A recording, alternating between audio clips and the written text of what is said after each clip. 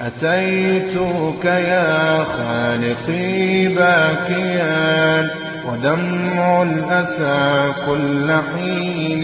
يزيد، فقد قلت في الآي لا تقنطوا وإن تعف عني فذا يوم عيد. سأترك يا رب ذنب مضى وأقبل نحو الرضا والنعيم، أحبك ربي وهذا رجاي لأنك تقبلني